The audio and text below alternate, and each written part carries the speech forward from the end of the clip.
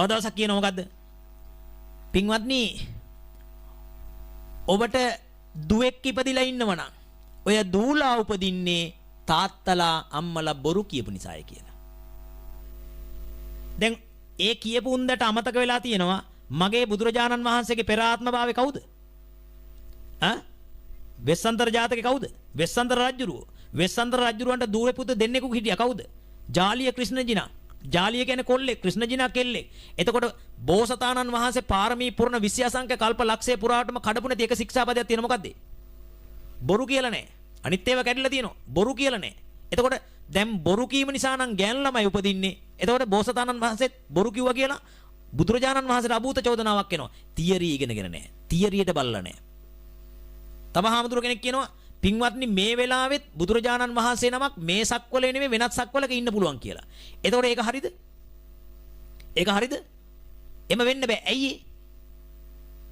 කියන්නේ බුදුවරු පහළ වෙන්නේ මේ සක්වලේ පමණයි. මේකට මගුල් සක්වල කියලා කියන්නේ මොකද්ද?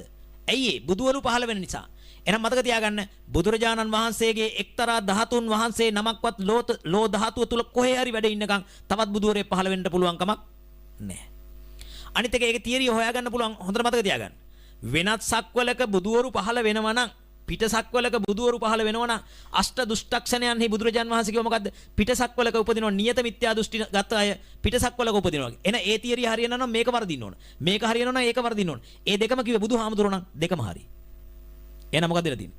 වැරදිලා තියෙන කියපු එක්කෙනාට.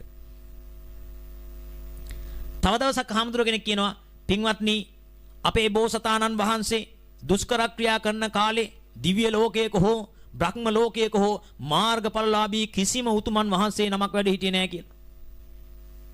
එහෙම හිටියා නම් බෝසතාණන් වහන්සේට දුෂ්කර ක්‍රියා කරන්න දෙන්නේ නැහැ පින්වතුනි කියලා කියනවා. දැන් මං අහන්නේ කතාව හරිද? වැරදි. ඇයි?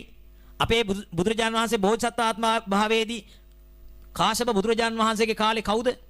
ජෝතිපාල මානවකයා. එතුමන් වහන්සේගේ යාළුවා කවුද? ගටිකාර කුම්භකාර අනාගාමී වෙලා හිටියේ. දැන් අනාගාමී උතුමන් වහන්සේ කොහෙද ඉන්නේ? බ්‍රහ්ම ලෝකේ. ඒ බ්‍රහ්ම ලෝකේ ඉඳගෙන ඇවිල්ලා කිව්වද බෝසතාණන් වහන්සේට දුෂ්කර ක්‍රියා කරන්න එපා. සෝවාන් මාර්ගය මේකයි කියලා කිව්වනම් මොකද වෙන්නේ? ශ්‍රාවක බුද්ධ. එනම් බෝධිය ශ්‍රාවක බෝධිය. කෙනෙක්ගෙන් අහගෙන නිවන් දකින්නේ තමන් වහන්සේම ස්වයම්භූ ඥාණයෙන් හොයා ගන්න ඕන නිසා තමයි එහෙම දුෂ්කර ක්‍රියා කළේ. එහෙම දුෂ්කර ක්‍රියා කළාට වෙන මාර්ගඵලලාභී උතුමන් වහන්සේලා ලෝකේ හිටියද නැද්ද? හිටියා. ඒ සමතක දැන් ඔයගොල්ලන්ටත් කියනකොට එහෙයි ස්වාමීනි මෙහෙයි ස්වාමීනි කියන්නේ මොකද්ද? තියරිය ඉගෙනගෙන නැහැ. තියරිය ඉගෙන ගන්න. ත්‍රිපිටක ධර්මයේ අභිධර්මයේ මුල් කරගෙන හරියටම තියරිය ඉගෙන ගත්තා නම් මේ චිත්තචෛසිකයන් වැඩ කරන න්‍යාය ඉගෙන ගත්තා නම් මේ රූප ධර්මයන්ගේ ස්වභාවය ඉගෙන ගත්තා නම් කිසි කෙනෙකුට ඔය වන්දන්න බෑ.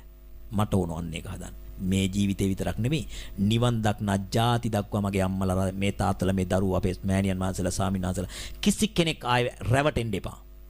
ඒ රැවටීම නැති වෙන්න ඕන. ඒකට තමයි මගේ මේ ව්‍යායාමය.